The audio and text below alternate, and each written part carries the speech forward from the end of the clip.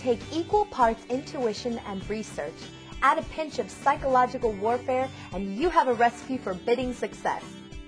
Whether you're a first-time buyer or a veteran of several home purchases, making an offer can still be intimidating.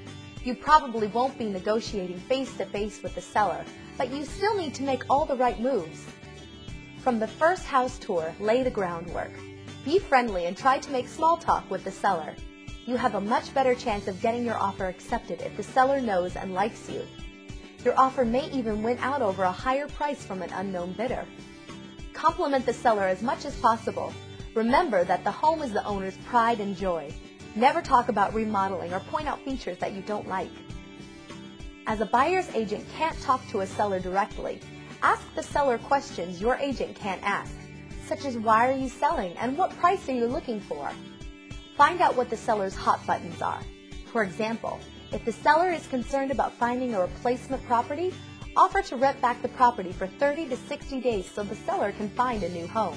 Deciding how much to bid is often tough. Your best bet is to find out what comparable properties are selling for.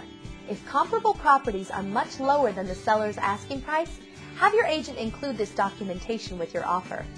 Even if the home has value range pricing as opposed to a fixed price, base your bid on market value and not the value range. However, consider the seller's feelings.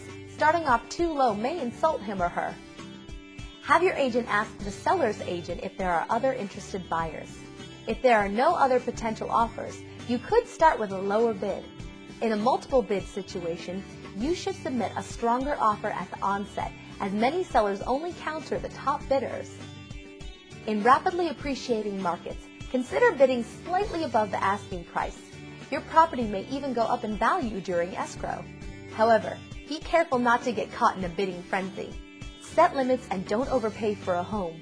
There will usually be another home out there for you. Some sellers love to negotiate. If you are reaching your dollar limit in the bidding process, have your agent tell the seller that this is your final offer and that you're considering other properties.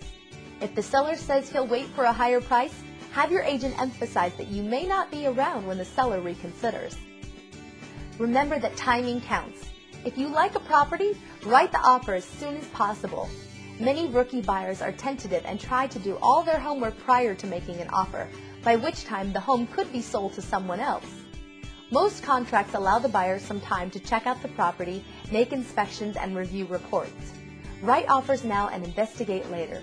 You don't want to be the person who is most prepared for a race but starts a few days later than the competition. If you come in second with your offer, ask your agent if your offer can be in a backup position. If the original offer doesn't go through for any reason, the property will automatically go to you. Be sure to have the agent include a provision in your backup offer allowing you to cancel at any time. If there are competing offers, consider structuring your bid with a short escrow and all cash. Just be sure your lender can accommodate your terms. Other ways to put yourself ahead of the pack are to include proof of your ability to make the down payment, such as bank statements and a loan pre-approval letter from your lender. These show the seller that you're not only serious, but also able to consummate the deal. If you've got cash on hand, show a bigger deposit with your offer. Whatever the financial terms, minimize the number of contingencies in your offer. If you anticipate the seller taking the highest offer without negotiation, bid an odd number. If the listing price is $400,000, bid $410,000. Sometimes you'll beat the competition by a mere $100. Even with the best intentions, negotiations can come to a screeching halt. To break the deadlock, focus on issues that you and the seller can agree upon. If you can, give up something less important to gain momentum, such as making a concession you can live with to achieve a lower price. It may also be helpful to give the seller some options. For example, offer the seller a higher price with a longer escrow or a lower price with a shorter escrow. Most importantly, set a deadline for action. That way you can move on to another home that meets your needs if there's no resolution. For more information on being a successful negotiator and hundreds of other topics, check out the national bestseller, Home Buying by the Experts, at www.homebuyingbytheexperts.com or call 888-836-5675.